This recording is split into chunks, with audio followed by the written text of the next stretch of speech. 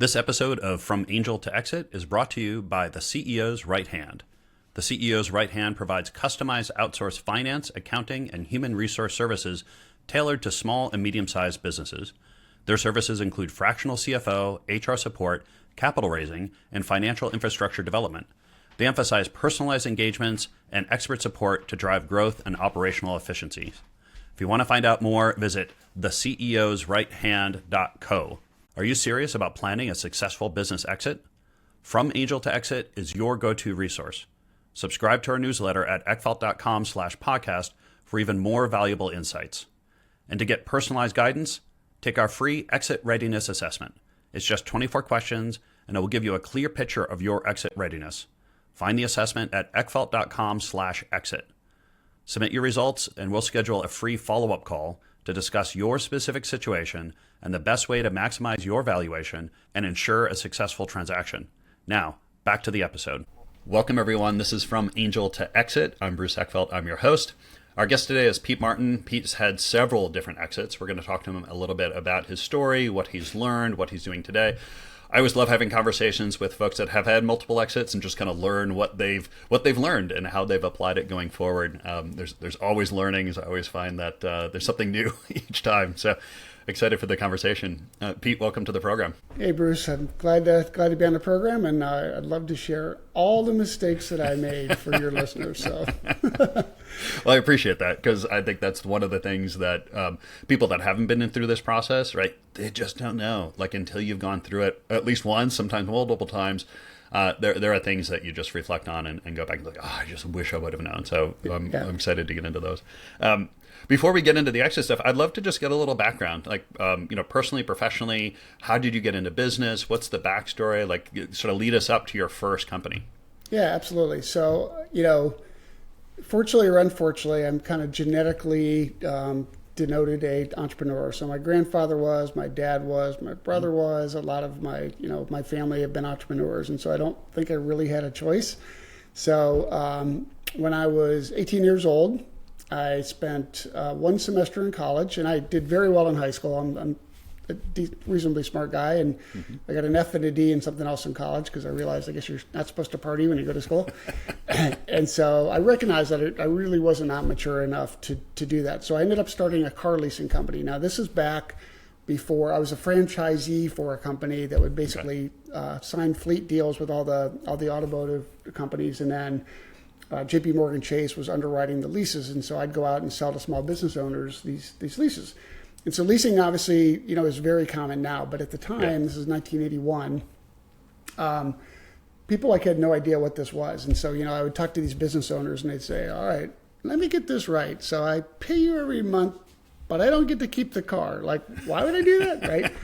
And so it was totally missionary selling, and I was the classic 18-year-old snot-nosed kid who thought I knew everything about business in the world, and the world just kind of slapped me around like this and said, all right, we're going to teach you some things, boy. And so I did that for 3 years. I ended up selling my franchise rights to another guy at a slight loss. So that was technically my first exit. Okay. And to do it all over again, I would go do the same thing. And then I ended up going back to college and getting my bachelor's and my MBA in 3.5 years. Okay. And then I went on the complete opposite spectrum, and I started working for IBM.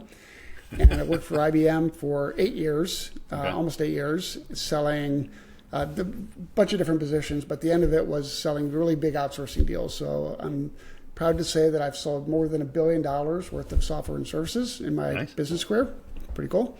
Yeah. And then ended up leaving there, went into executive management for SAP, a big software company out of Germany. And then left SAP in 2002 and went back and started my entrepreneurial career again. And so I started a consulting firm in and around the SAP ecosystem. Okay. And built that over 14 years. And along the way, then built a business process outsourcing company to basically take the global trade compliance department, and companies would outsource that to us. And then we also became a software reseller as part of those different companies. And then I also started a software company. We built some functionality in and around where we saw some holes in SAP. So I built a software company around that. So So my last exit was, so I sold the reseller part of the business to another competitor.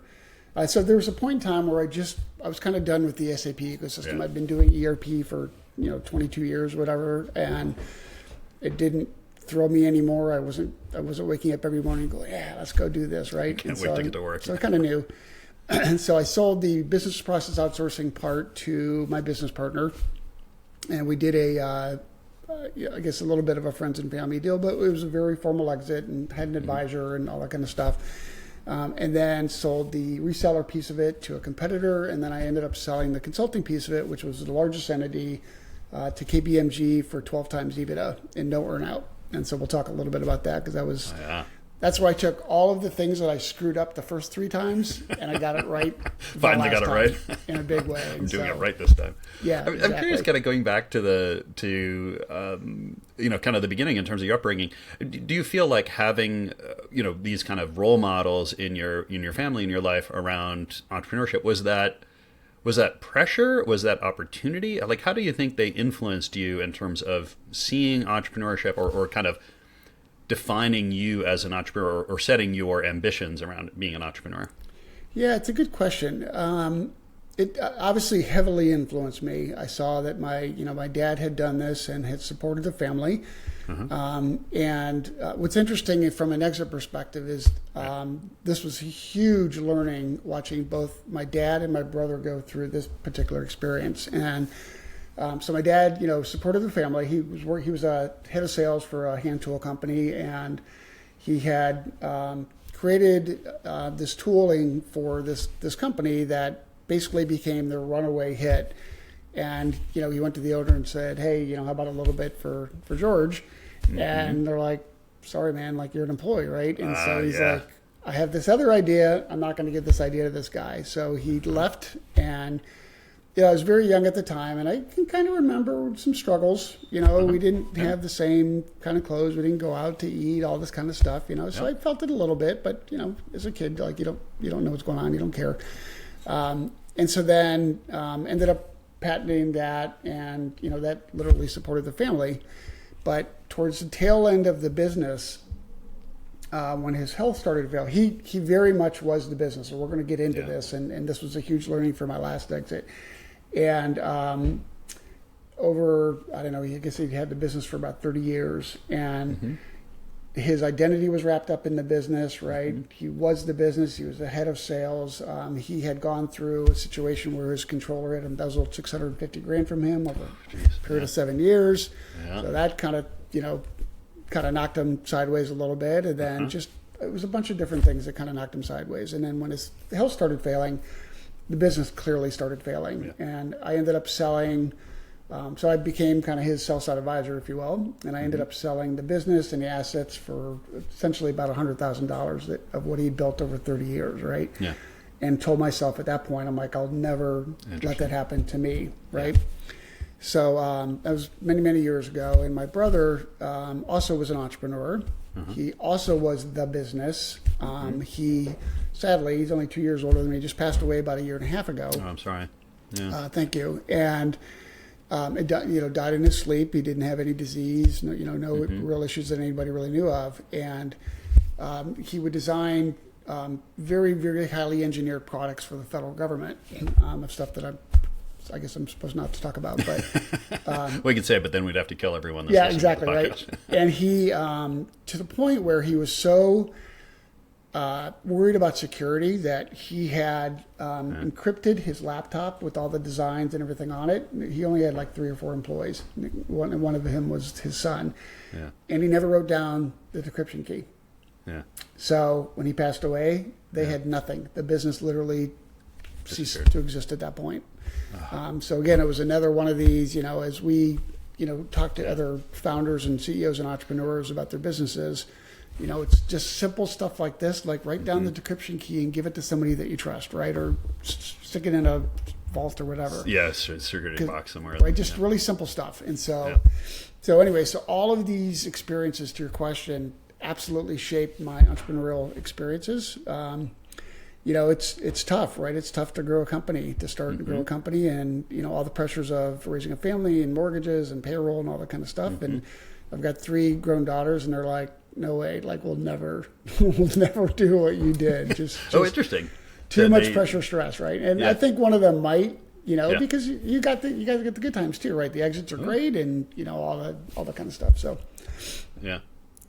So I guess how, as taking those learnings, how did it shape in terms of your view on how your journey was going to look, like in terms of having an exit? Like, did you feel like, okay, I'm getting into business to have an exit. This is what I want the exit to look like. This is how I'm going to do it. Like, did it really give you a structured path, or how did it influence how you got into business? Yeah, so I'd say, the first one, when this leasing company, right, I was just completely ignorant and naive. Yep. And so that exit had to do with, I just had to get out of the business because I was bleeding cash, right? Yep. So that was, and I'm like, I never want to do that again. So that part shaped how I ran a business for sure. It didn't shape how I exited. And so on the next one then, which was really the beginning of the consulting piece of it. Yeah. The one thing that my partner and I did is when we started before we even started the company, we sat down, we wrote a manifesto, and this manifesto described the type of employees we wanted to have in the company, the type of culture we wanted to create, the type of customers we would go after and not go after, the kind of partners we wanted to have. And we would make every employee sign this manifesto. Okay? Wow. Say, you're signing on for this is the culture. And all of our hiring and screening and everything else about the employees had to do with kind of creating this culture. So after about 5 years, because I knew from the first exit and from both my brother and my dad's perspectives, their views on business and life was there's nobody good enough to work for them, but their family. The family was the only people they could trust, right? And then obviously my dad had his controller, still $650K from him. Yeah, exactly. Just so that definitely shaped my, a big part of success in business is about the people that you surround yourself with, right? So that's why we created this manifesto. And then 5 years into the business, we kind of put the manifesto aside. We didn't talk about it a whole lot after people had signed on to it. We were redoing our website, and so we were putting up our values and the mission and the vision, all this kind of stuff. And so we just kind of randomly asked all the employees, we said, tell us what you think the values of the company are, right?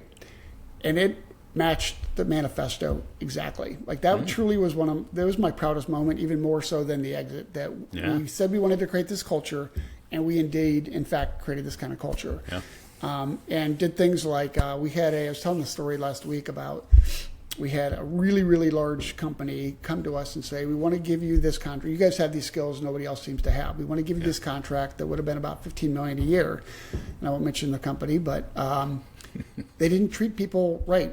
They had this reputation in the industry that, they'd have 90-day payment terms, but they'd actually pay in 120 days. They just, ground people up, whatever. And so we literally turned them down. Because in the manifesto, we said, these are the kind of clients we want to have that respect our people, right?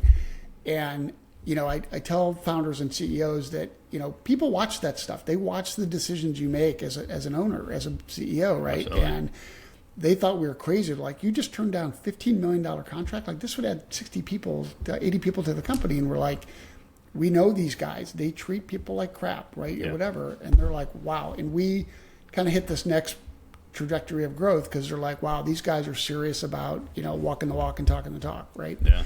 I'm curious how you came up with this manifesto. Was this like, did you see something like this before? Or like, what was the model, or what inspired you to actually put this to pen to paper on this? Yeah, I don't remember, honestly. I'm like you, we're huge fans of Vern and Scaling Up and all these books and Good to Great and whatever. I don't even remember what was out at that point in time. Yeah. I had connected with Vern at that point in time, so it could have been something there that it's about culture, and I think probably it was also inspired by both IBM and SAP had these great performance management, professional development kind of cultures, and very strong cultures, and so I think it was coming from that, which I tell a lot of entrepreneurs, like, go work for a big company for a while because there's so many things you can learn, right? And so it's probably all that. I think that I'm like, not that I wanted to be IBM or SAP. There's obviously a lot of crap with all that stuff, but I'm like, they had solid cultures. Whether you liked it or not, they had a solid culture. And so exactly. Let's go figure out what our culture is going to be. Yeah. And then the I mean, tell me a little bit more about making that decision to not take on that client, because I think that's I see a lot of companies who espouse these values, or they go to these sessions and they write down these values, and then either they never look at them again, or they paint them on the wall, but their actions never really align with this. How did you realize that? Oh, okay, look, this was a decisive moment for you as leaders to really either decide, are we going to live these values, or are we going to not? Was that difficult, or what was that decision actually like? Yeah, I'll tell you about two kind of what I would consider to be kind of seminal moments in the history of the company. So that was one of them, and it really was. It was really, really hard to turn that down. $15 million per year is really hard to turn down. But as you and I both know, it also consumes growth, also consumes cash, right? Yeah. Particularly, there's a lot of consulting companies that will hire independent consultants, and they will pay the independent consultant after they get paid by the client, and so you can manage cash that way. But we were an employee-based company. We were not what we used to call Federation of Independents. And so because we were an employee-based company, that $15 million a year contract would have just absolutely sucked so much cash. And we would have either had to do a capital round through a bank or an investor or something. And we did not want to give up control. It was just my partner and I that owned the business. And so it was a combination of, we knew they were going to treat people poorly. We knew that it would suck cash. It was tangentially strategic to us. It wasn't directly strategic to us. And, looking back on it, maybe it was a good decision. I don't know. I mean, we were kind of assuming they would treat people like crap. Maybe they wouldn't have. Don't know. But that was really tough. The other seminal moment that really people were looking at is we were about 2.5 years into the business, and we had a very large contract with a company in Chicago. And the project manager, unbeknownst to us, was going through a lot of personal issues. And this was a pretty large contract, 14 people on this contract.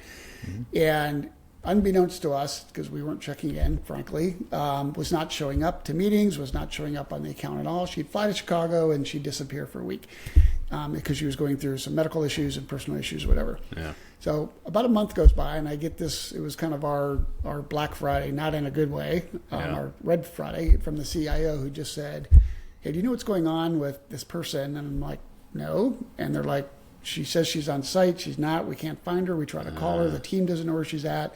Blah, blah, blah, blah, blah. We've lost a ton of progress on this project. So you guys are out. And, oh, by the way, for all your billings from the last month, we're probably not going to pay them." Yeah.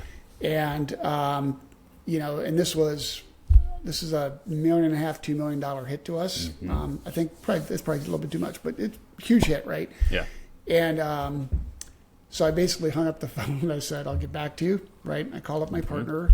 Look into it. I said, what are we going to do? And I said, "Look, we're 2.5 years into this business, and most industry ecosystems are pretty small. People talk, right?" And I said, "So the decision we make right now is going to have a long-term ripple effect on the company for forever."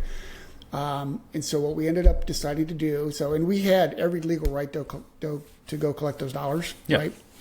So I called up the CIO on the next Monday, and I said, "We get it. We apologize. We're going to pull the team out today. Not only do you not have to pay the last 2 invoices that we sent you, we're going to go back 1 invoice just based on some kind of activity sheets we've seen or whatever. Yep. And and we'll be done. And here's the letter terminating the contract." CIO was blown away and said, "Pete, I have to tell you, this went in a different direction than I thought it was going to be, this phone call. And I'm telling you right now, I can't bring you in and hire you for any more business probably for a little while here, but the way that you guys acted and treated us, I guarantee you we'll do business sometime in the future." Yeah. Fast forward 1.5 years later, that contract became one of our biggest accounts. Yeah. And he referred us to 6 other clients that collectively, that was probably another $10 million to us just by that action. And again, those are the things that people watch to see what you do, right? And that was defining in the culture and kind of what we said we would do in the manifesto. Yeah, yeah. I'm curious about the partnership, right? How did you was having a partner or finding a partner for this necessary? Was it something you wanted to do? And then how? I guess, how did you stay aligned? Like, I see so many businesses with partners that, things start out great and then, the business evolves, things change, some of them it just becomes online, some of it ends up in conflict. Like, I'm curious to kind of get some insight on the whole partnership aspect of your business. Yeah, so this was really interesting, and I will just say I got really, really, really lucky. And my business partner's birthday is today, so I just texted him this morning. My business partner had run another company. He had grown it through the 90s. He took it public. He took it private again. He's got this crazy story, and so basically he said, I kind of want one more bite of the apple, right? But I don't want to run the company. So I'll be your silent partner. I will put some money in, you put some money in. Let's go do this. He wasn't totally silent, but I was still, but not silent. I was still pretty much running the company. And I didn't really know this guy. I knew his business partner. I was not a fan of his business partner. And so and this was after I had left SAP, and I didn't want to go back and kind of do the SAP thing. Yeah. I went to work for a company in DC for a little while and then quit that company. And so he really kept, he kept chasing me, if you will. And so I said, all right, I'm going to go do a bunch of due diligence. So I called 14 people, ex-employees, some ex-customers, some other business partner people, and it just said, tell me about this guy, right? And I got pretty good vibes from him. And when we started the company, I always look at, a good partnership means if you're both given the same problem or challenge, you basically make the same decision, right? Or pretty close. And I got really, really fortunate that in virtually every situation but one, we made exactly the same decision. Those two different scenarios I told you about, there was a conversation, clearly, but we made the same decision and we got together. And I just got really fortunate because I know a lot of business owners as well that have a partner and it does not go like that. I really didn't know this guy. I knew of this guy, had known of him for many, many years, but I didn't really know him. And I got super fortunate that we had gotten together. And then I ended up buying him out 6 years into the business. And it was right before the 2008 financial crisis. And so I always tell him, I'm like, man, you got out right at the top. If you could have not timed that better, because the economy was just roaring, right? Yeah. And literally like 3 months after, like the whole thing just started collapsing. I'm like, holy crap, man, you got a good deal. So, any advice you give to folks that are either, starting businesses and putting together partnerships or in partnerships, anything that you'd suggest that they do to either make that choice or to stay aligned or to kind of maintain the quality of that partnership relationship? Yeah, it's so easy to dream and vision and talk about how big it's going to be and get excited, but you don't talk about the bad stuff. And so I think, if you sit down with a partner and you say, let's think of the worst case scenarios. We have no cash. You got to fire me. I've got to fire you. You get sick. I get sick. You think of like all of the bad stuff and you sit there and you say, how would you make that decision? What would you do? Right. And very few people ever do that because it sucks, right? You don't want to talk about the bad stuff when you're starting a company, right? But that's where the rubber meets the road. That's where, true character comes into play, right? And you just have to go do that. I mean, best case scenario is you get an attorney because that's all they do is they're risk people. Yeah. And they talk about the bad stuff all the time, right? Or maybe get a third party person like an attorney or somebody that's kind of been through the ropes and say, well, what about this situation, this scenario? What would you guys do? And knowing, when it actually comes to that, it may be a little bit different because, then it's real at that point. Yeah. But at least sitting down and talking about that stuff and just seeing if the values are aligned. Yeah. Yeah. Tell me about the buyout. I mean, in terms of how did that conversation begin? Like, what was driving that? How did you resolve the process of the buyout, valuation, payout? That can be a pretty complicated process, depending on cash positions and things like that. Like, how did you navigate that? It was actually super easy because part of the 6 months when we got together, we created an operating agreement with a buy-sell in there. Okay. Again, that's very unusual, but he's a tenured executive. I was a tenured executive. So it's a lot easier to have that conversation at that point than it is when you're kind of in that moment. Yeah. We changed some stuff kind of based on the realities of what was going on in the business. And so it deviated a teeny bit from the buy-sell, but really not a whole lot. And he wanted the business to continue on, to be successful, for me to be successful. And it wasn't something where, he was a money grabber and, just you need to pay me out, whatever. And so it was a fair deal. It matched the buy sell. And, he did his valuation. I did mine. We had a third person kind of look at both. We basically took the average of the two. We're like, okay, we're both good. So, yeah. And so as you started these businesses, I guess, how have you kind of treated the whole thinking about the exit? How's that evolved for you? Like, how have you kind of thought about when you're going to exit, how you're going to exit as these businesses have kind of rolled forward? Yeah. So of the, post the leasing one. So let's talk about the first one that I sold to my business partner. This was this business process outsourcing part of the company, and it was incredibly successful, incredibly profitable. We had net margins of 35-40% in this business. Yeah. And it was in a space that I really didn't care about, that he was very passionate about. Okay. And, if I would have kept it with the company, I would have gotten a significantly higher valuation. But he was a younger entrepreneur, a younger business person, and I did a lot of mentoring with him. And I felt like it was the right thing to do to kind of just let him go take this business over because he was passionate about it. I wasn't. So it was really more of a, I wouldn't say a favor, but, it's like, here, go take this and, you're passionate about it. I'm not. Let's go, why don't you go see what you can do with it on your own. So that was kind of a situational based exit, if you will. Yeah. Then the next one, which was the reselling piece of it, was purely opportunistic based, meaning the competitor came to us and said, you guys are crushing it over here. We're looking to add this part to our business. Yeah. Would you be interested in selling it? And I'm like, for the right price? Sure. Right? And make me an offer I can't refuse. Yeah. And they did. They made me an offer I couldn't refuse. And so didn't necessarily want to sell it, but, why not at that point? Okay. And then the biggest entity, which was the consulting piece of it, was very much just woke up one day and I'm like, I'm done. And it wasn't a done so much that, I wasn't paying attention to the business. It was, I'm not excited about this business anymore. I'm ready to go do my second act. At that point, it had been my fifth act, and I don't, and I saw myself when I worked for IBM, when I really started to hate my job, my performance suffered. And I didn't want to do that to the company. I didn't want to do that to my emotional state, to my family, or anything else. So I said, all right, I'm going to exit in 18 months. And these are all the things that I learned from the prior three. One is don't become the business, right? Don't be part of the business. Like all these things, financial controls, financial systems. Yeah. We ended up getting all of our books for 3 years reviewed and one year audited, right? Which we hadn't done before in preparation for an exit. No, and I obviously didn't tell anybody this is what was going on, right? Okay.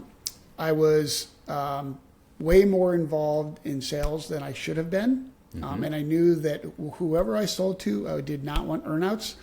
And so I started putting a kind of a sales program in place for the whole leadership team and all the practice leaders. I'll talk about something we did, which was very unique too. And they just thought it was professional development. And one of the interesting things is the more that I pulled back, the faster we grew, right? And it's so funny because you're like, it's a huge ego hit. Yeah.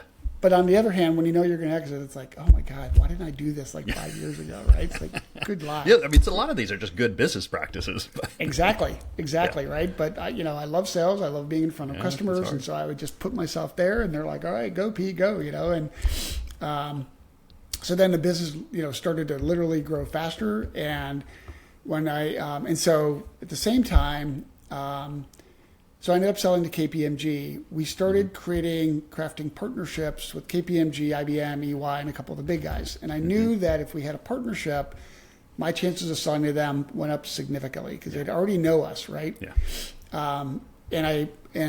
So that was all kind of part of the process. The other part of the process was, and the reason I got 12 times EBITDA, right, which is, the average is 3.5 to 4. Yeah, exactly. Yeah. For a services company, right? Yeah. Is by creating these partnerships well in advance, I got to know the way that they went to market. And specifically to KPMG, they had this particular practice where they would do the strategy work. We would do all the implementation work. Okay. And so they would get these very high bill rates, but they'd be very short engagements, a couple of months. Right. And so when we started partnering on a couple of deals, even though we didn't get them, I started to understand this more. And so my pitch to them was very simple. Hey guys, for every dollar you're getting in strategy work, we're getting 10 in implementation work. And even though the margins are slightly smaller than yours and your bill rates are slightly smaller, we're still getting 10 times more revenue and profit than you guys are, right? It was a very simple pitch. Yeah. And so because we kind of knew that, we could go into it, my pitch was simple. If you want to, if you want to build your practice, 10x your practice, come buy my company. And so it was all of these pieces that I had put in place well in advance of going through the exit process that enabled us to have such a phenomenal exit. And that was, again, that was kind of the learnings from the prior three and just all that stuff, right? Making all the mistakes in the books that I could. Yeah. Now, you mentioned you had a couple different partnerships. I mean, was this intentionally like trying to create a little bit of a couple of options and bidding against people? Or how did that creating options process work for you? Yeah. So it was kind of a little sneaky Pete process. So so as we started the conversations with all KPMG, IBM, and EY, IBM and EY essentially, and for this one, for whatever reason, I would probably not do this again. I did not hire an investment banker, M&A advisor. I did this on my own.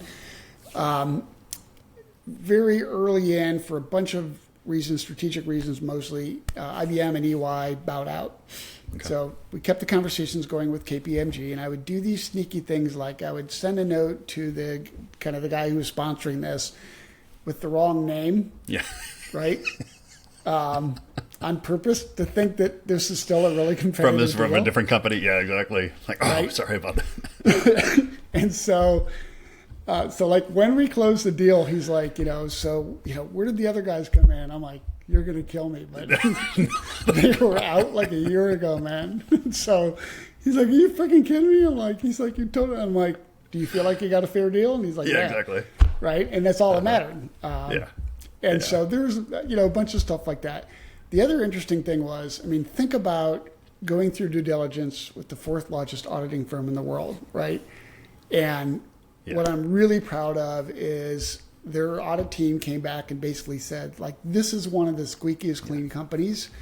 And particularly for the size we were at that point, like, it's one of the squeakiest clean companies we've ever seen. Like, everything ticks and ties and every contract matches, aligned on the balance sheet or the P&L, and data room is super clean or whatever. So now, is that something you intentionally, like, was that a tenet for you early in the process to have that stuff be there? And like, yeah, and we were always, and in a big part of, again, kind of your earlier question about how did my dad's experiences shape me, when he had his controller, who was really the only one he trusted beside his family members. There was a situation where, she would never take vacation, right? You know where the story's going. And so she had ended up, I think she got sick for a week or two. And so he ended up, for the first time ever, he like goes to the, gets the mail, sees the bank statement, opens it up, and sees a check that was made out to her, endorsed by her, signed by her. And he's like, I just knew. And he would always go to his accountant and say, I do all the sales, and I think I know what my costs are. Like, I should be making more money and more cash, right? And he's like, pay for an audit. And my dad was too cheap to pay for an audit. Yeah. And so he knew at that point. And so because of that situation that he went through, I had great financial controls, right? And so nobody could do anything, by themselves in terms of setting up vendors and paying and all that kind of stuff. So a lot of that stuff the mistakes they made, I definitely kind of informed me in some of the stuff that we did in my businesses. Yeah. You mentioned another thing in terms of your process that the team didn't know what was going on. I guess, how did you make a decision on that? I guess, how did you make that decision? Like, when did you have to kind of pull them in, or how did you kind of navigate that? How would you generally recommend founders like include who they include, when they include, why to include them, why not to include? That's a fascinating one for me. Tell me more. So this is a cultural thing, and I think that there is definitely no pat answer. I'll give you my answer, but I think that it depends on the culture and the CEO and kind of the trust that he's built with the team, what have you. So during the LOI process and starting through due diligence, we had to name the key team members that basically had to be part of the deal or the deal wouldn't happen. Okay. And so it was that point, there were a half a dozen really key team members that literally got written into the LOI. It's like, we need these people. They are the rainmakers. Mm-hmm. And if these people don't go with the deal's off. And so at that point, I had to talk to them. Yeah. And so, but it wasn't really, so that was, 4 months into the process. And so that was number one. So I had to tell them then. Mm-hmm. I had to tell my controller at that point in time. Mm-hmm. I had to tell my executive assistant because she had access to my emails, right? So she's going to see stuff coming through. And I, to this day, I don't think they told anybody. I never got any inklings from the broader team that they knew that this was going to happen. And my pitch to them was very simple. And it wasn't about, Pete exiting and making money. It was, look, guys, KPMG's professional development, leadership development programs are way more sophisticated and way more comprehensive than anything that we could ever pay for. Yeah. They have a much bigger sandbox they can play in, much bigger clients, right? On and on and on. So it was across the board universally, this is a way for you to enhance your career and do better things and develop your skills more than you can do in my company. And they got it. And like nobody had any issues with that. We ended up also, we did sign-on bonuses that they put some money aside for. I gave some sign-on bonuses as well. We basically split that kind of 50-50 from my proceeds and the money they would have. And then they also put, I think, 6-month and 1-year retention bonuses in place as well for the core team. Yeah. And they all got more salaries, better benefits, professional training, like lots of money, and super happy. Yeah. And and I also ended up putting the business case together for the senior partner. He personally, and within KPMG, had never acquired a company, so that was a really unique position for me that I was advising him on how to buy my company. Yeah. Right? Yeah, that's great. And he trusted me enough to let me do that. And so we put a 3 and 5 year business case together on how they were going to get a return on their investment, and I'm very proud to say they actually exceeded that. So it was just a great deal for everybody. Yeah. Do you think I can't help but imagine that some of this was hiring the right people, right? Hiring people that wanted to grow, that wanted that opportunity, were ambitious, right? Didn't have the kind of reservations or the concerns about that kind of taking those risks and growth. I think I'm assuming that kind of helped you with that. I could see that being much more difficult if you had hired people that were a little more provincial, a little more like not ambitious on those things. So you could sort of tap into that with the acquisition. So we did have those people. One of my guys, who is essentially our staffing manager, was in his early 60s at that point, I believe. And he was worried. And frankly, they were not going to hire him. Yeah. But I made him part of the deal. I made everybody, with the exception of, I knew my executive assistant didn't want to go. Yeah. And like 2 other people, they were kind of off. I think they were looking for jobs anyway, which was fine. Yeah. But there were definitely a couple of provincial folks that they would not have gone with the deal, but I forced KPMG's hand to hire them. And then I said, and they had to retain them for 1 year. And I said, after that, then it's their decision. You can do whatever you want, right? Yeah. And they can do whatever they want. And they're all still there. But, they were not let's go charge the hill. I'm ambitious. I want to make more money. It was, I just want a job. I just want to get to my retirement. Yep. And I'm like, great. Well, I got your back. So they had my back. I had theirs. Yeah, that's great. So Pete, tell me a little bit more what you're doing today, and how are you leveraging all this experience that you've had on this in the market at this point? Yeah, I'm going to tell you one more story, and then I'll tell you that. Yeah. So we go through due diligence and came out clean, and then the deal had seemed to stall. We were now about 9 months, 9 to 12 months into the deal, and I wasn't getting emails as fast as I should have, and my spidey senses started tingling. So I called up my business sponsor and I said, hey, what's going on? Are you guys not going to do the deal? Is there a concern? Yeah. We already had a signed LOI, everything, right? And he's like, I don't know. I'm pretty sure it's going forward. Why? What's going on? And I'm like, I'm not getting emails returned, at all, or they're, a week will go by, and I'm like, it has slowed down massively. And I've been doing, big company sales for long enough. I know something's up. Oh yeah. What's up? And he said, I really don't know. And I said, well, who ultimately is signing this deal? And he said, the vice chairman. I said, great, give me a meeting. And he's like, you want a meeting with the vice chairman of KPMG? I'm like, do you want the deal? And he's like, yeah. I said, then get me the meeting. And so he did. And so a couple of weeks later, I fly to New York and I meet with the vice chairman of KPMG, and super nice guy. And in my head on the flight up, I'm like, what is the deal? Is it price? Is it terms? Is it like, yeah, exactly. They're not going to do the deal. Yeah. Something come up in due diligence. They didn't tell me about it. I had no idea. And so I meet with this guy and I said, look, everything was just chugging along. We're getting ready to close. And, at that point it was September.